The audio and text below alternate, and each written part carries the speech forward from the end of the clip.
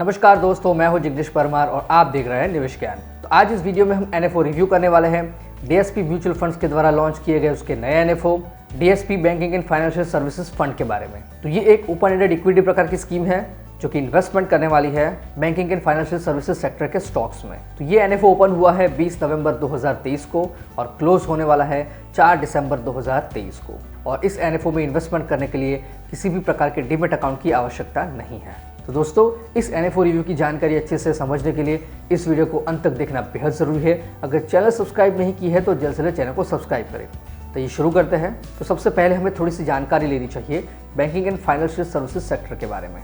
तो दोस्तों, banking and financial services sector देश के विकास का एक पिलर है। तो जब भी banking and financial services sector growth करता है तभी देश का भी ग्रोथ होता है। कि हमारा banking and financial services sector मजबूत है, अभी छोटा है लेकिन मजबूत है और एक्सपर्ट के हिसाब से इसमें काफ़ी अच्छा ग्रोथ हो सकता है। हम भले ही इकोनॉमी में आज टॉप 5 में है लेकिन मार्केट कैप के हिसाब से अभी भी हम 10वें नंबर पर है। तो हमारे पास ग्रोथ के लिए अच्छा स्कोप है। तो बैंकिंग एंड फाइनेंशियल सर्विस में क्या इंक्लूड होता है? तो बैंकिंग में private banks and public sector banks and financial services में NBFCs, insurance companies, capital markets and fintech and other companies. तो ये सब इंक्लूड होता है फाइनेंशियल सर्विसेज में। तो जब भी banking and financial services sector grow करता है भारत की इकोनॉमी भी तेजी से बढ़ती है। तो ये बात हम समझेंगे ग्राफ के जरिए। इस ग्राफ के अंदर दिखाया है कि जब पिछले 15 साल में नॉर्मल जीडीपी 12.1% सीएजीआर से ग्रोथ हुई है, उसी टाइम पीरियड के अंदर बैंक्स का ग्रोथ था 12.6%, एनबीएफसीज का 16.7%, इंश्योरेंस का 11.9 एंड 15.3, कैपिटल मार्केट्स का 14.7, 14.9, फिनटेक एंड अदर्स का 15.6 एंड 19.3। ये सभी सेक्टर भी इतने परसेंटेज सीएजीआर से ग्रोथ हुए हैं। तो दोस्तों, जब भी बैंकिंग एंड फाइनेंशियल सेक्टर अच्छा ग्रोथ करता है तब जीडीपी का भी ग्रोथ लगभग उसके बराबर होता है। Banking and financial services sector का 1 जनवरी 2004 से 30 सितंबर 2023 तक का एनुअलाइज रिटर्न है 17.6%। और इस ग्राफ को देखिए, यहाँ से आपको पता चलेगा कि इस 17.6% के रिटर्न में कितने उतार चढ़ाव आए हैं। अगर आपको भी इतना अच्छा रिटर्न चाहिए तो ऐसे अच्छे रिटर्न्स के लिए लॉन्ग टर्म इन्वेस्टमेंट जरूरी है। और ये सेक्टर थीमेटिक तो है, साथ में डाइवर्सिफाइड भी है। इस टेबल को देखिए, यहाँ पर सारे सब सेक्टर का 2023 का अप्रोक्सीमेट प्रॉफिट दिखाया है, 10 साल का सीएजीआर रिटर्न दिखाया है। जैसे कि बैंक्स का 2.5 ट्रिलियन अप्रोक्सीमेट प्रॉफिट है 2023 का और 11% सीएजीआर रिटर्न है पिछले 10 साल का।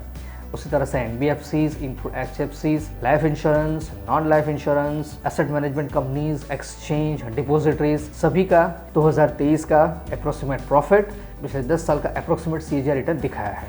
मतलब कि करीब 4 ट्रिलियन से ज़्यादा प्रॉफिट इस इंडस्ट्री में से मिल सकता है। और ये डाइवर्सिफाइड इसलिए है क्योंकि लार्ज कैप में बैंकिंग एंड फाइनेंशियल सेक्टर का वेटेज है 28%, मिड कैप में है 21%, स्मॉल कैप में है 16% और जबकि टॉप 500 स्टॉक्स में से उसका वेटेज है 26%। और लास्ट 10 साल के प्रॉफिट ग्रोथ की बात करें तो बैंकिंग एंड फाइनेंशियल का ग्रोथ है 17% और टॉप 500 में से अगर बैंकिंग फाइनेंशियल को निकाल ले तो उसका ग्रोथ है 10%। तो ये था performance banking and financial sector का।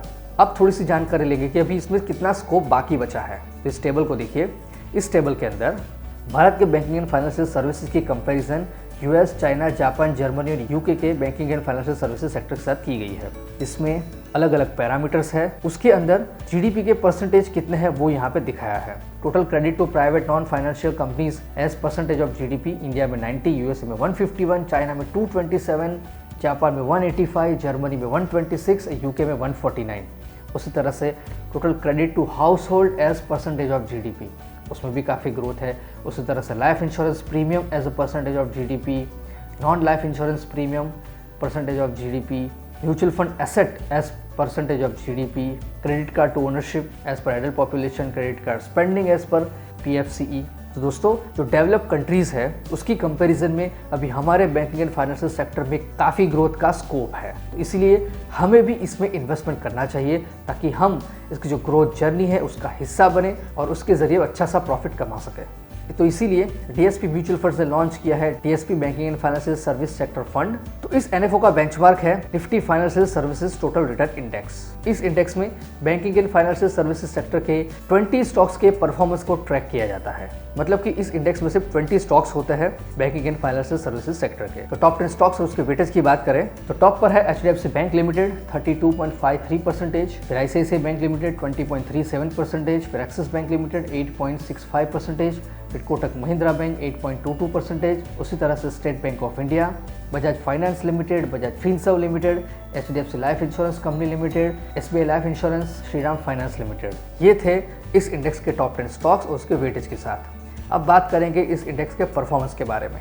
तो इस इंडेक्स ने पिछले 1 साल का टोटल रिटर्न दिया है 4.55%, पिछले 5 साल का टोटल रिटर्न है 13.25% और सिंस इंसेप्शन यानी कि करीब 19 साल का रिटर्न है 17.34%। तो दोस्तों, अगर आपको भी ऐसा अच्छा परफॉर्मेंस चाहिए तो इस सेक्टर में लंबे समय तक इन्वेस्टमेंट करके रखना पड़ेगा। तो बात करेंगे इस NFO के एसेट एलोकेशन की। तो यहाँ पर 80 से लेकर 100% तक का इन्वेस्टमेंट होने वाला है banking and financial services sector के इक्विटी और लिक्विडिटी इंस्ट्रूमेंट्स में। 0 से लेकर 20% तक का इन्वेस्टमेंट हो सकता है अदर कंपनीज के इक्विटी और लिक्विडिटी इंस्ट्रूमेंट्स में, 20% तक का इन्वेस्टमेंट हो सकता है debt and money market instruments में एंड 10% तक का इन्वेस्टमेंट हो सकता है units of REITs and equities में। तो बात करें इस NFO के स्कीम फीचर्स के बारे में, तो इस स्कीम की कैटेगरी है थीमेटिक सेक्टोरियल, प्लान्स अवेलेबल है direct and regular, options available है growth and income distribution cum capital withdrawal, उसमें pay out and reinvestment option. Minimum application amount है 100 रुपए और उसके बाद में कोई भी अमाउंट। एग्जिट लोड निल है। फंड मैनेजर इक्विटी के लिए धवल गाड़ा और जय कोठारी संभालेंगे इंटरनेशनल पोर्शन। बेंचमार्क है Nifty financial services total return index, SIP, STP, SWP सारी फैसिलिटीज अवेलेबल है। Minimum investment for SIP, SWP, STP है 100 रुपए। टैक्सेशन इक्विटी का अवेलेबल है और एक्सपेंस रेशियो की बात करें तो रेगुलर प्लान के लिए रहेगा 2.25% तक और डायरेक्ट प्लान के लिए रहेगा 0.5 to 1% तक और स्टैम्प ड्यूटी यहाँ पर एप्लीकेबल है 0.005% तक। स्कीम का रिस्क है वेरी हाई, मतलब ये स्कीम 5 साल से ज़्यादा टाइम पीरियड के इन्वेस्टमेंट के लिए सूटेबल है। स्कीम में कोई भी लॉक इन पीरियड एप्लीकेबल नहीं है। अगर आपको इस NFO में इन्वेस्टमेंट करना है, इस AMC की वेबसाइट और एप्लीकेशन के जरिए आप डायरेक्ट प्लान में इस NFO में इन्वेस्टमेंट कर सकते हैं या तो फिर कोई भी MF certified mutual fund distributor की हेल्प से आप रेगुलर प्लान में इस NFO में इन्वेस्टमेंट कर सकते हैं। तो दोस्तों, ये थी जानकारी DSP म्यूचुअल फंड्स के द्वारा लॉन्च किए गए उसके NFO के बारे में। अगर आपको ये वीडियो पसंद आया है इसे लाइक करें, कमेंट करें, शेयर करें और अगर अभी तक आपने चैनल को सब्सक्राइब नहीं किया है तो जल्द से जल्द चैनल को सब्सक्राइब करें।